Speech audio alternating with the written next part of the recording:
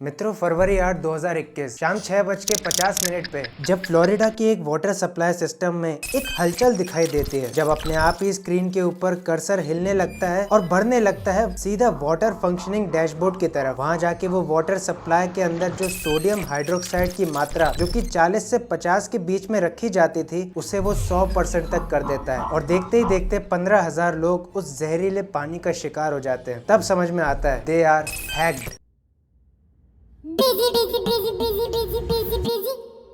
India में 2022 अभी तक साइबर सिक्योरिटी मार्केट के लिए एक अपॉर्चुनिटी लेकर आया है, लेकिन क्या इस अपॉर्चुनिटी का हम डर का नाम दे सकते हैं? जहां 18 मिलियन साइबर अटैक्स हो चुके हैं 2022 में, यानी कि 2 लाख थ्रेट्स एक दिन में। और जब हम इसकी वजह देखते हैं कि ऐसा क्यों हो रहा है, तो कोविड का इम्पैक्ट भी सामने आता है, जहाँ लोगों के पास एम्प्लॉयमेंट की कमी है और ये हैकर्स जब आपको पॉपअप देते हैं एम्प्लॉयमेंट का, तो आप भी उसी 2 लाख लोगों में शामिल हो जाते हैं उस दिन। मेनली इस साल हमें 2 तरीके के हैक सबसे ज्यादा देखने को मिले, डेटा ब्रीचिंग और अनएम्प्लॉयमेंट क्लेम्स। लेकिन ये तो सिर्फ एक शुरुआत है दोस्तों। जब गूगल जैसी कंपनी भी हैक होती है और यूएस गवर्नमेंट की फायरवॉल भी ब्रीच हो सकती है, तो हम किस खेत के गन्ने। लेकिन एट द सेम टाइम एक बिजनेस अपॉर्चुनिटी भी बनती है। साइबर सिक्योरिटी का मार्केट साइज 173.5 बिलियन डॉलर्स था और है 2022 में, जो कि 8% से बढ़ रहा है और 2027 तक पहुंच जाएगा 266.2 बिलियन डॉलर्स का। और इसी के साथ कुछ इंडियन स्टार्टअप्स और young entrepreneur cyber security industry में ऑलरेडी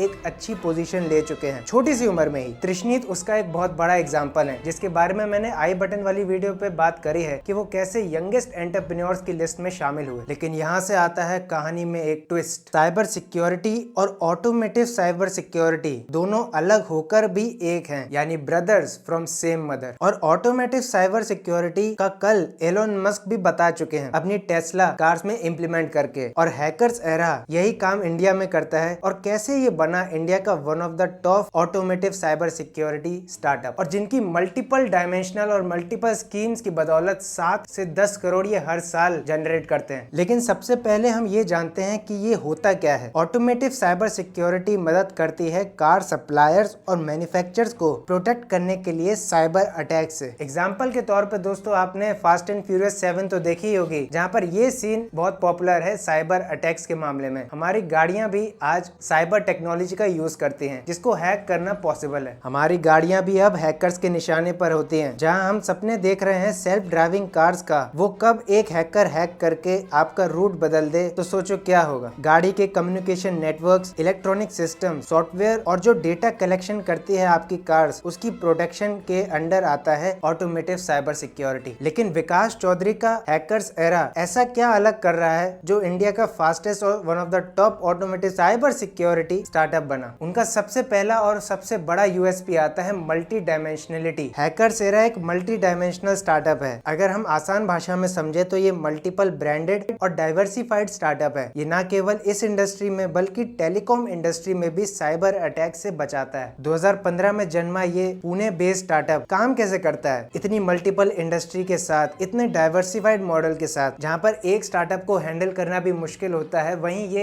एक स्टार्टअप से मल्टीपल स्ट्रीम्स को जनरेट करते हैं। और मैंने तो आपको सिर्फ 2 ही बताए हैं, ऑटोमेटिव और टेलीकॉम। अभी और है, रुको जरा, सबर करो। साइबर सिक्योरिटी प्रोजेक्ट्स के अलावा ये कंसल्टेशन भी देते हैं, जिनकी फीस अराउंड 5,000 से 8,000 के बीच पर घंटा होती है। और उसमें भी ये 3 तरीके से कमा सकते हैं। पहला ऑन साइट, दूसरा ऑफ साइट और तीसरा रिमोट। ऑन साइट में कस्टमर के पास अगर इंटेलेक्चुअल प्रॉपर्टी है या एक इंटरनल नेटवर्क है, तो इनके इंजीनियर्स ऑन साइट पे ट्रेवल करके सर्विसेज देते हैं। वहीं ऑफ साइट में ऑफिस में बैठे बैठे जनरल और पब्लिक सर्विसेज के लिए, और अगर क्लाइंट तक नहीं पहुंचा जा सकता तो ये अपने रिमोटली सिस्टम्स के द्वारा साइट को सर्विसेज देते हैं। और आपको जानकर हैरानी होगी कि जितना अभी तक हमने खोजा है, उससे ये पता चला है कि इनकी कंपनी में सिर्फ 34, जी हाँ, सिर्फ 34 एम्प्लॉयज हैं, जो Vietnam, France, Oman, Saudi Arabia, India में लगे हुए हैं काम करने। सिर्फ 34।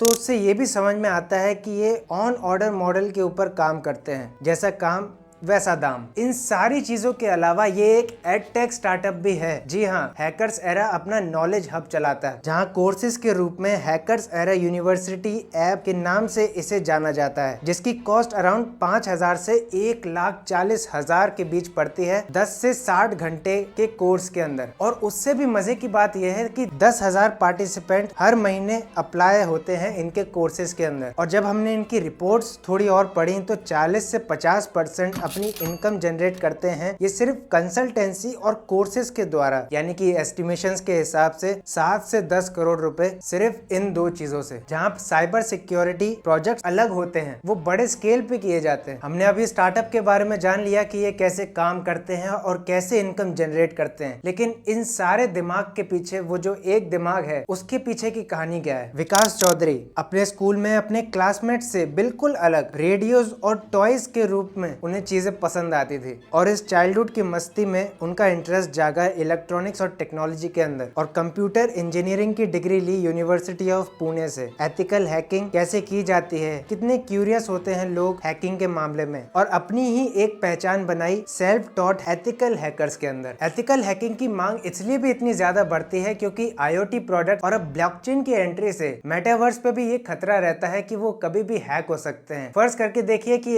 एक इवेंट चल रहा है और उसके अंदर आपको जो दिखाना है उसके अलावा बिटकॉइंस और हैकर्स अपनी ही चीजें दिखाने लगे तो कितना बड़ा खतरा हो जाएगा ये उस इवेंट प्लानिंग के अंदर। लेकिन वो 3 तरीके क्या थे जिनकी मदद से इन्होंने इतना बड़ा और इतना डाइवर्सिफाइड बिजनेस मैनेज भी किया और एक अच्छी इनकम भी जनरेट करी। वो 3 चीजें आपके भी सक्सेसफुल होने का राज बन सकती हैं। सिंपल चीजें थी वो। पहला, कैलकुलेटेड डाइवर्सिफिकेशन। उसी इंडस्ट्री में अपना मार्केट साइज इंक्रीज करना कोई इनसे सीखे। एग्जाम्पल के लिए हम यूट्यूब को ले लेते हैं। यूट्यूब से आप ad, sponsorship, super thanks, courses, books, live stream, affiliate marketing, इतनी सारी इनकम स्ट्रीम से आप अपनी इनकम जनरेट कर सकते हैं सिर्फ एक प्लेटफॉर्म से। ये होता है कैलकुलेटेड डाइवर्सिफिकेशन। और एक मार्केट से आप कितना और डाइवर्सिफाई कर सकते हैं इसका एक और एग्जांपल है टेक बर्नर, उनका लेयर्स। और यहाँ पर लोग कंफ्यूज भी होते हैं कि कितने प्रकार की डाइवर्सिफिकेशन होती है। 2 तरह की होती है। एक होता है सेम इंडस्ट्री में आप डाइवर्सिफाई करते चले जाएं अपनी इनकम स्ट्रीम्स को, जो इन्होंने किया और बहुत से लोग इसी को प्रेफर करते हैं। एक होती है